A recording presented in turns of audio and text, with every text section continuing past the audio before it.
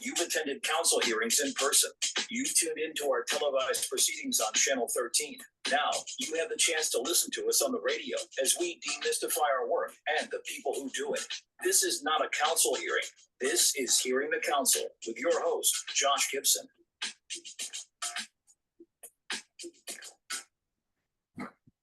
Thank you, deep voiced person with funky backbeat. Indeed, this is not a council hearing. This is Hearing the Council. You can't have a government without a council, so you can't have a government radio station without a council show. This is it. I'm Josh Gibson, Director of Communications for the Council. You may also know me as the Council's voice on social media at Council of DC. And today we have the extraordinary good fortune to be joined by the chairman of the council, Phil Mendelson. Welcome. Last time you didn't say it was good fortune, but thank you. And thank you for having me. Speaking of the last time was in April of 2023. Why? You tell me why you haven't called me. I've been waiting by the phone. I've invited you multiple times. All council members are invited every time an invitation is issued. Some respond. That could be the problem, that you invite everyone else and I'm just left to sit by the phone. It's very lonely. Yeah. Well, anyway, don't be a stranger. Hopefully we won't have to wait another whatever. Well, we'll see if you invite me back. Months. Yeah, we'll see how this goes. Are you familiar with the show, the internet videos called Between Two Ferns? Yes. Didn't Barack Obama do something on that show or about that show? He did. Many other celebrities, politicians have gone on it. And someone described your interviews on this show as having a strong Between Two Ferns vibe to them, because there's sort of a simultaneous respect and flavor of disrespect, all, caught up together. So we'll see if we live up to that standard. Yes, or maybe I'll just get taken away from you, and next time I'll be on Between Two Ferns, and you can just eat your heart out. Yeah, I'd pay to watch that. So our theme for today's interview is the budget, and I think it's fair to say that this was a budget season unlike any other. We had the very rare situation of a late budget submission.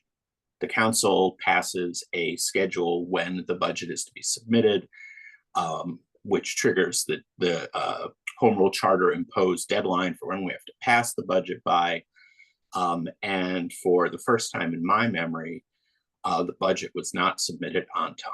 So can you talk a bit about the what happened behind the scenes and why the schedule went sideways for the budget this year?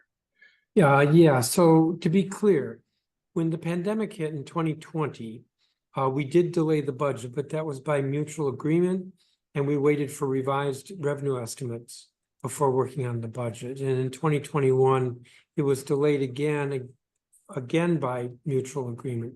This time was not by mutual agreement.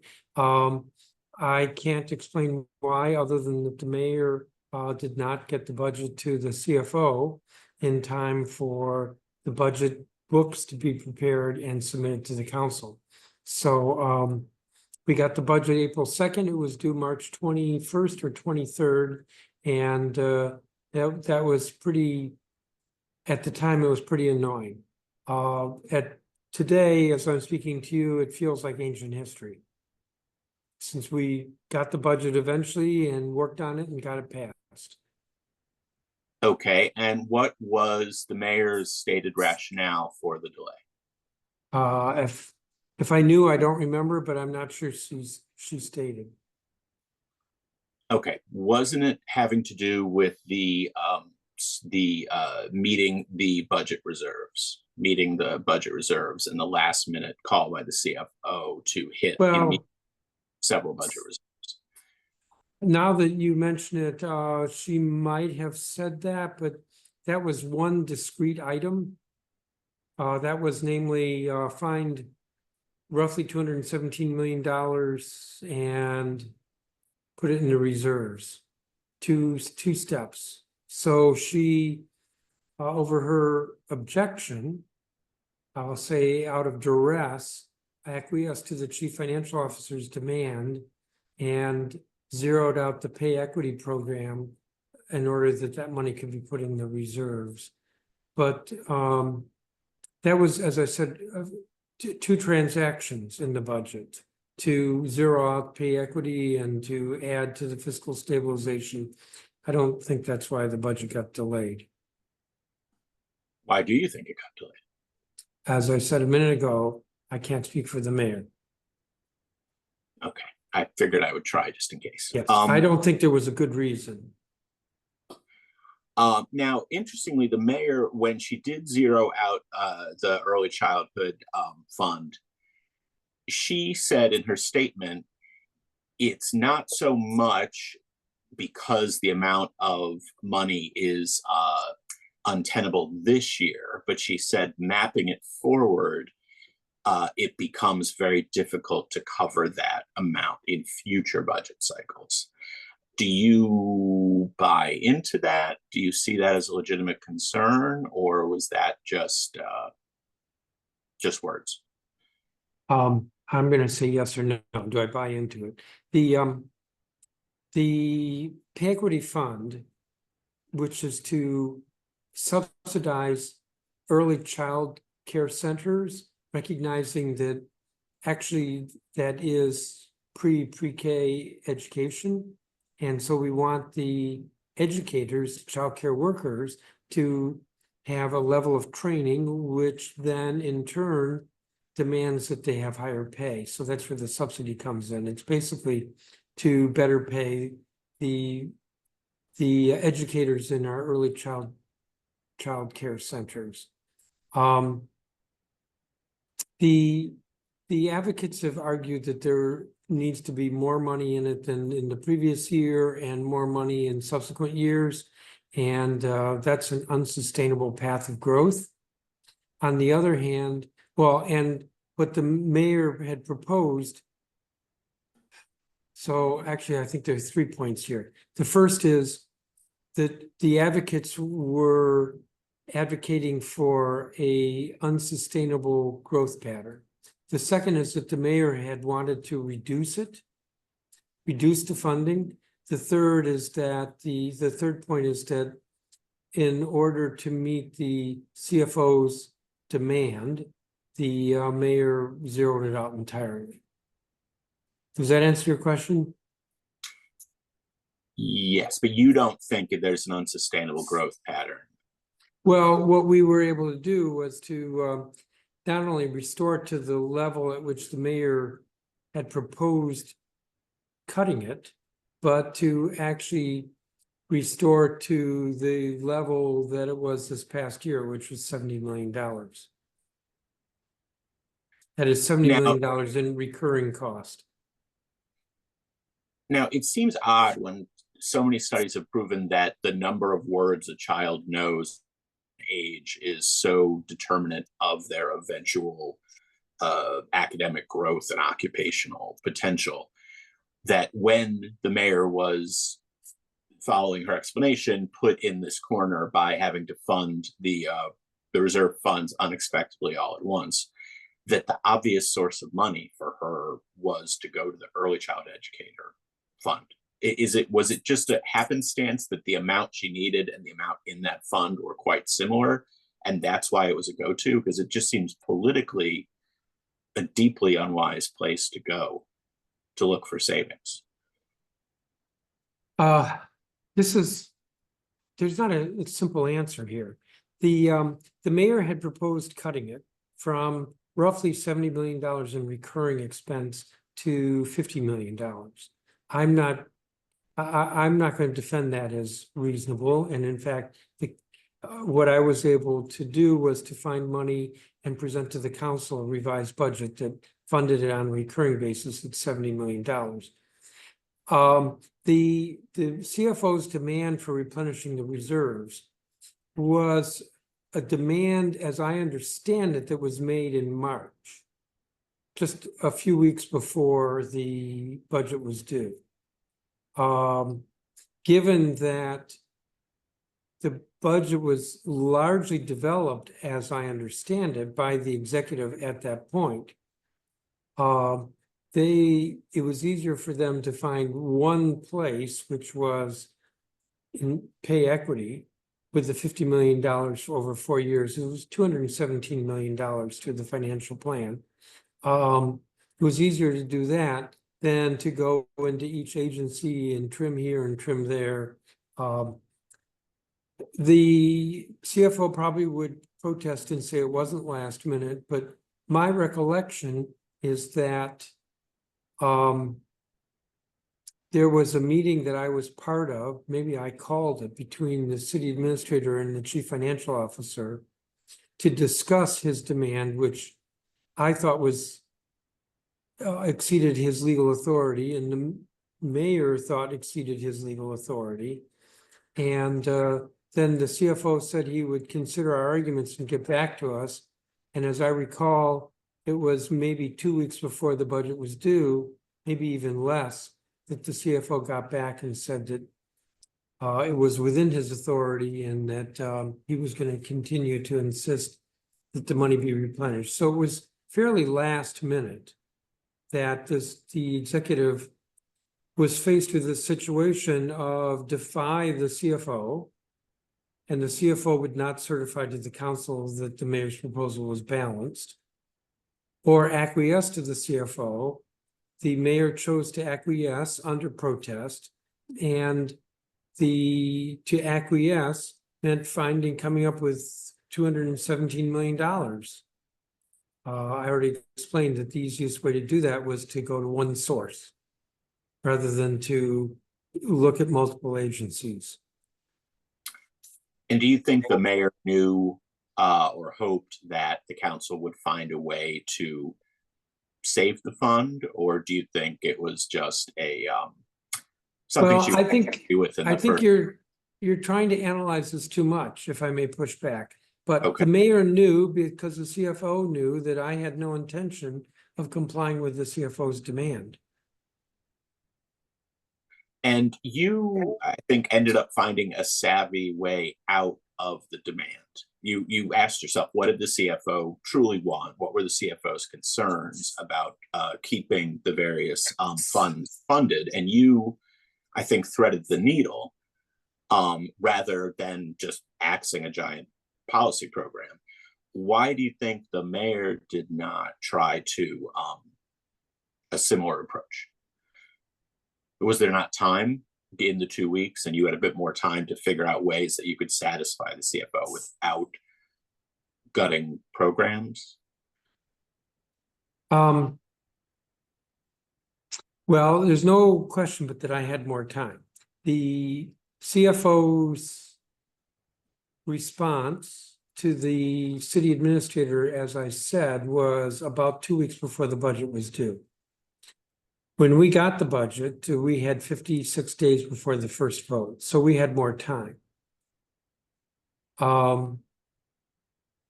I made it clear that I was not going to acquiesce to the CFO because the law is quite clear how our reserve funds are funded, and it's not by a direct appropriation, it's through end-of-year surplus. And there's every reason to believe that over the next 3 or 4 years that we will have surpluses, because we will get the control board back if we don't have a surplus at the year end. So I'm confident that by that manner alone, the reserves will be fully funded. It is true that I found some additional, how do I put it? Did I land on an additional strategy? But I think what needs to be said here is that the CFO insisted that the reserve fund be replenished. And he argued that the budget was not balanced unless it was replenished. Well, that's just absurd. The budget is balanced on whether expenditures are below all available resources. It's nothing to do with the reserves. I was able to figure out the CFO was not immediately clear on this point, that this was a liquidity issue for him in 2028. That's 4 years from now. A liquidity is different than a balanced budget. And so I looked at what we could do to improve the liquidity situation 4 years from now. And since that was addressing what the CFO's true issue was, it made him happy. And because you had a multi-part strategy that you'd come up with. I feel like it was 3 or 4 different elements to reassure the CFO on cash flow. Cash flow, liquidity, yes, there are 3 or 4 steps. The is having access to cash in other funds like the Housing Reduction Trust Fund that sits in an account. If it's being used, then he would not have access, but if it's not being used, then he should be able to have access. And then promising that if the fund is not replenished with surpluses over the next couple of years, that then in a couple of years we would look at appropriating. There were several strategies. But the bottom line is that the CFO exceeded his authority, that the issue was not whether the budget was balanced, but rather a liquidity issue. And I did address the liquidity issue. And I mean, the challenge of the district's finances is the district gets several enormous chunks of money, some of them twice a year. So it's not that there isn't the money to pay the bills. It's just that when the bills come due, if you haven't gotten your giant 6-month infusion of money in that moment, you might be tighter on cash. So when we talk about liquidity, it'd be kind of like if we got paid once every 6 months, but we had to keep paying our mortgage every month.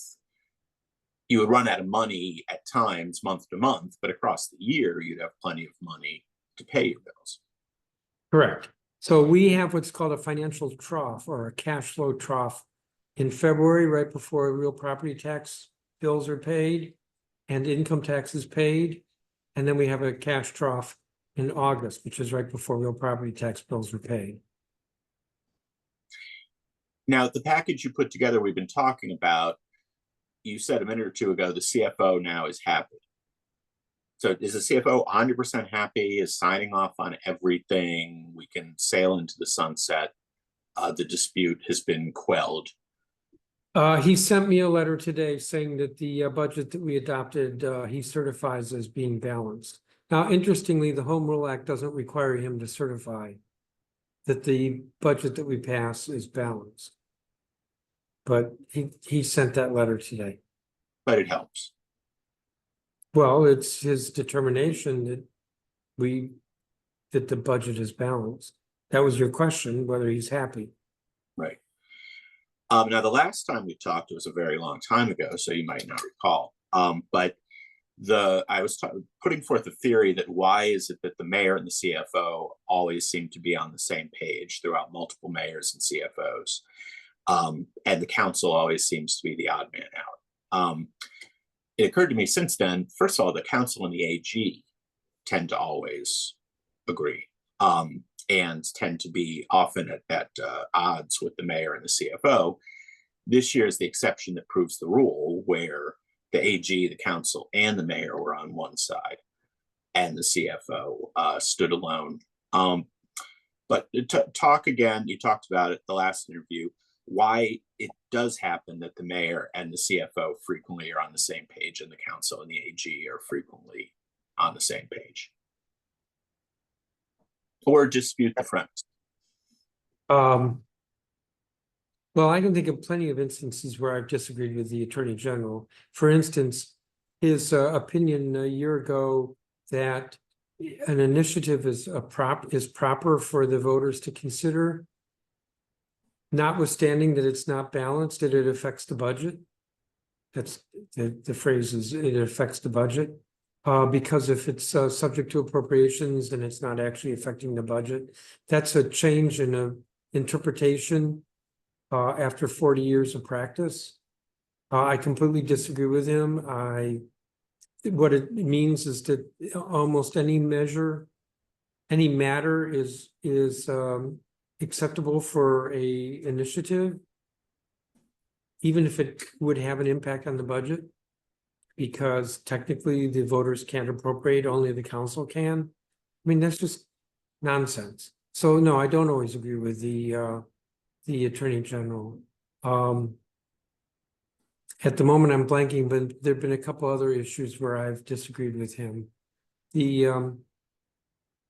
I know in the past that the CFO was, I think because essentially the CFO's function is an executive branch type function, that the CFO tended to work cooperatively with the mayor at times when it didn't seem appropriate. For example, one of the reserves funds is the contingency reserve. The contingency reserve is available for expenditures that are unforeseen, one-time, and extraordinary. It's 3 criteria: unforeseen, one-time, and extraordinary. And yet, for example, migrant services, that is the program that deals with the immigrants to this country who the governors of Texas and Florida have decided to put on buses and send to the district, which is pretty outrageous, because that's not the way to treat people. And in fact, I know early on, and I suspect even today, that many of the immigrants had no idea what was happening to them. They were just put on these buses. Well, the first month or two, that was unforeseen and it was extraordinary, but after a year, it's no longer unforeseen, extraordinary, or one-time an expense. And yet the CFO was authorizing the mayor to draw from the contingency reserve rather than coming to the council for an appropriation. And that's very problematic because only the council under the Home Rule Act gets to appropriate. And when the mayor draws from contingency, it means that then there's less surplus at the end of the year. And if she's not able to replenish the draw, then the council is required to appropriate. So it's like forcing an appropriation. It's just wrong, wrong, wrong. And the CFO has been very,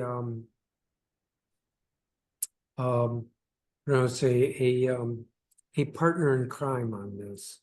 But I think the CFO has recognized that this is a mistake and has tightened up and is approving these contingency draws less frequently.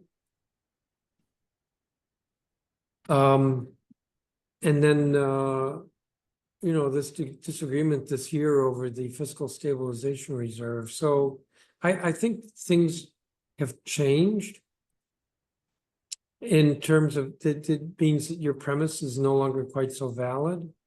But the reason why it seemed valid a couple of years ago was because, as I said, the CFO's function is really more in line with the executive branch than the council. And it also struck me that the mayor and the CFO have extraordinary power. The mayor, admittedly, it's all funded by the council, but mayor has, thousands of employees and billions of dollars. The CFO has extreme power as granted by Congress. The council and the AG, because it's a newer role, an elected AG is a newer role. And the council, I feel like, are kind of more strivers, are more kind of scrapping and trying to I don't want to say get a little elbow room, but kind of feel out the authority we have. Whereas the CFO and the mayor are kind of good. They're kind of good. They have plenty of authority, plenty of money, plenty of staff. Whereas I feel like we in the AG are kind of scrappy. So that's what would kind of explain to me why sometimes we end up in a similar place. Yeah, I don't know if I agree with that. Okay. Yes, the Attorney General is a relatively new position in our home rule government. It's also true that the Attorney General is an independent position. Right. It's, the Attorney General is elected, not appointed by the mayor, not confirmed by the council. I think it's the independence that makes it easier and quicker for the Attorney General to disagree with the mayor or the council. That makes sense. That makes sense. There was so much talk about this was going to be a tight budget year, the likes of which we hadn't seen in many, many years. I'm not doubting that there were some hard decisions made, but it did not come across at the end as hard as it felt going in. Would you agree with that? Or do you think this was unusually difficult compared to many years before?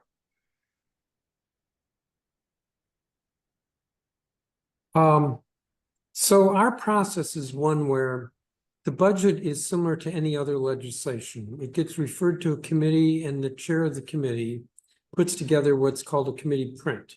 In the case of the budget, referred to the committee of the whole, which I chair. So I'm the committee chair who puts together a committee print or a budget. I would say that I listen to constituency groups better than the mayor did, and I listened to council members better than the mayor did. And I was able to put together, with basically the same dollars that the mayor had, a budget that was balanced, that was more pleasing to more people. The mayor could have done what I did, and she didn't. So she cut a whole bunch of programs, and I was able to, working with other council members, move money around so the programs either didn't need to be cut or not cut as much. And do you feel like did you sort of buy us time? Is next year just going to be an even harder budget year? Did we like kick the can down the road, or do you think you could again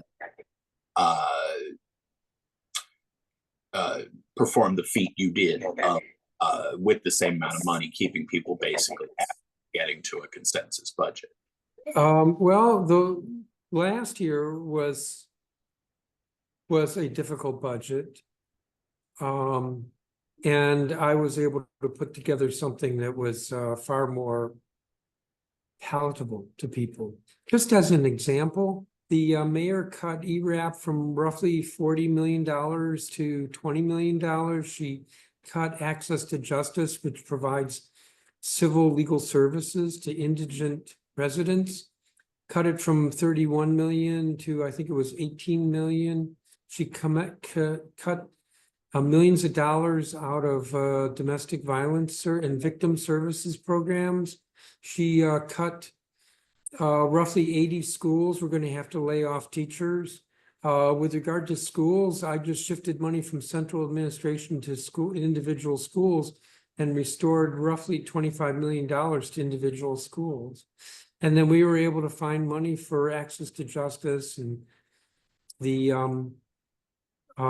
access to justice and some additional money for ERAP. She had zero funding for vouchers. I was able to find money for vouchers. It was just, I hate to put it this way, but being smarter about the budget, recognizing that you can't, the government can't be cutting all these safety net programs the way she was. And that we can how do I put it? Just to reorganize the way we're spending money better so that we don't have to do those cuts. That's what I did. Yeah, and I thought I had to smile because I feel like in this budget cycle, yourself, Councilmember Robert White in particular, were talking about we need to look at spending. We need to spend smarter and really figure out where there's duplicate spending and unwise spending. And that's been a call that has been repeatedly trumpeted this whole budget cycle. And then I saw the mayor had put out a statement just a day or two ago saying that we can't, the money train is ending, and that she was going to start taking a closer look at spending, and that she invited the council to join her. And I Yeah, just, well, unfortunately, she may be borrowing that rhetoric, but I have no expectation that there will be real follow through. When I sat down with her people in January, before we got the budget, I was told that this year was going to be the year to get everything, set everything straight, and to look for efficiencies and spend money more wisely. And I have to say, I didn't see that in the budget that was given to us. It's very disturbing to me. For instance, we went through the capital budget to look at what projects really were likely to get done in the next couple of years. And if they weren't, then we either reduced them or cut them from the capital improvement plan and the capital budget. And the result was we freed up tens of millions of dollars in debt service. I don't understand why the mayor would want to have to budget debt service for capital projects that aren't going to get built in the next year or two. But that was part of the budget that she gave us. I don't know why she thinks it's okay to cut individual schools and keep central administration at DCPS fat and happy. It just doesn't make sense to me. And the CFO, because didn't the CFO, when you proposed the cuts to central office, didn't the CFO certify the cuts and basically say, yeah, they should be able to do the work with the lesser funding? The council's budget office will not let council members or committees cut programs that the CFO, the Office of Revenue Analysis, doesn't certify as being cuttable. So, I mean, we can eliminate a program if we want to. And I think I did that in a couple of instances. But just to use an example that comes quickly to mind, if I want to cut Medicaid spending when we have folks who are enrolled in Medicaid, and that's an entitlement, the CFO or the Office of Revenue Analysis is going to say, I can't do it. And so then we don't do it. But the budget that I presented, every detail had been presented to the Office of Revenue Analysis for them to tell us whether, in fact, we could take those cuts. And they did. That's why I was able to do it. I think we're just about out of time on our main topic here. But I do want to pivot to the fun round. We always have to leave time for the fun round. This is what I'm trying to do. I'm trying to, if you were to build a perfect council member, and you had to build the council member with the best traits of your colleagues, past and present, pick a couple examples of what traits you would take from what council members to merge into one perfect council member moving forward. Is there one council member's charisma, one council member's analytical ability, another council member's presence in the community, going back through the history of the council and your present colleagues? What would you take from each to make a perfect council member? So am I allowed to clone myself? Yes. Yes. All right, well, then that's my answer. Be a popular answer. What was the name of the sheep that got cloned? Dorothy? Oh, Dolly? Dottie? Who? Dolly, yeah. Dolly. Yeah. Yeah. Pretend you can't clone yourself, and you're forced to dig into all the traits of all your colleagues. You know, Josh Gibson, I'm not going to go there, but I will say this. I think that experience is important. A week ago, I met with legislative leaders from other states. Council's a member of the National Conference of State Legislatures. And it is just appalling to me, the states where they have term limits because they have turnover. So for example, in the group was the majority leader for the Nevada House of Representatives for the state of Nevada. He's elected to a 2-year term. He's term limited at, I think, 2 or 3 terms. I think it's maybe 3 terms, maybe 4. They only meet every other year. I mean, he's not able to serve long enough to get any experience. Then you have to rely on staff, or this is what a number of them said to me, you rely on the lobbyists because you don't have that history, that experience of so many issues repeat themselves. And I know with this budget, we had some issues with the library funding. And these were issues that we also had a couple of years ago, that we had a few years before that. So having been on the council, we have experience. We've seen the issue before. We put it in perspective and respond accordingly. With term limits, you lose that.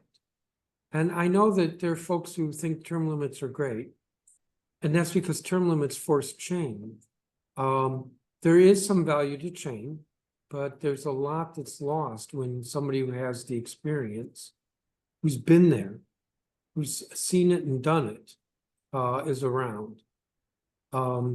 So I would say that's a very important characteristic for any legislature. Many decades ago, I was a high school intern for Senator Barbara Mikulski, and she had a quote that I thought was good, was that everyone hates career politicians, but everyone wants a career dentist, which I think makes a ton of sense. You learn things by doing things, and the longer you do them, the more you know. And so, if you're so hot to trot for brand new legislators constantly, why don't you go to a dentist who's in their first, 3 months of practice? Correct. And that's what I saw in talking with these legislative leaders from other states, is those states that have term limits, they're really struggling with expertise and getting their footing. I've been chairman of the council for about 10 years, and I feel like I'm just getting into a groove in terms of understanding the budget and how to move it through and where to look for money when the mayor's cutting programs. And that, I mean, folks may disagree, but I think that we came up with a pretty good budget and a minimum amount of pain. And right. That's due to experience. You have a policy of not giving committee chairmanships to new council members with the premise that it takes a couple of years just to learn how to be a council member. Correct. Then in year 3, you add on committee responsibilities. And I think that's kind of wise, because there are different jobs and they're big jobs. And the learning curve can be kind of steep. So like your point is right, as the learning curve is peaking, if term limits chop it off, then that's a challenge. Correct. And I would say that over and over, council members, after they've gone a couple of years without a committee and then get a committee, they've said that they thought that that was the better course of action. That it does take, I mean, this is what the members themselves say, that it takes a couple of years to understand well enough the issues that come before the council. Our legislature is different than any other legislature in the country. Any other legislature. We have city, county, state, and school board functions. No other legislature combines all those functions. And so it's a challenge. And I don't mean by that, oh, woe be me. I just mean that there's a lot to learn and figure out. And if it's hard enough in another state, just with whatever their functions are, it's even harder here because it's multiple functions that ordinarily are with other bodies. Right. And we're also a county, so we also have county responsibilities. City, county, and state board of education. City, county, state, and board of education function. 4. Right. And a much smaller legislature. So the more kind of on the shoulders of each legislator, because there's so few. Well, yes, no. If we were a larger legislature, then we would be like other states and have a much more formal structure. A speaker who sets the agenda and decides what moves, and party caucuses who decide what the issues are. There's much less freedom for individual members in other legislatures because they're larger.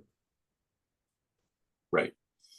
Okay, well, you dodged the easy question, which was to build a good council member out of the positive traits of your colleagues. So I'm not even going to ask you the second part of the question, which is to build a terrible Frankenstein council member out of the worst traits of your past and current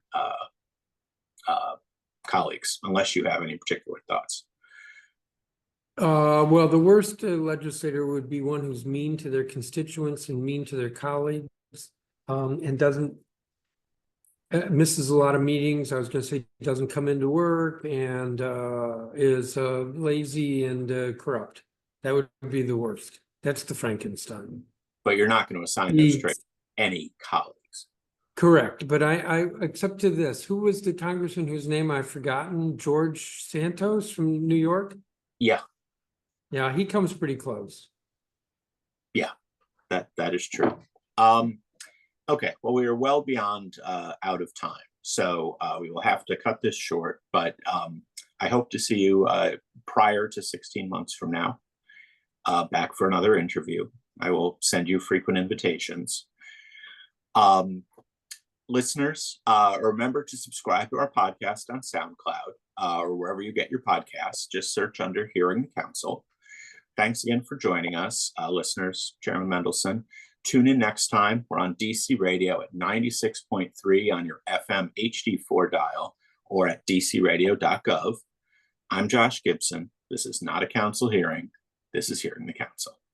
Honestly, thank you very much, Chairman. I appreciate you taking the time. I know it's a busy season. Sure. Thank you, Josh. Okay, take care. Bye-bye.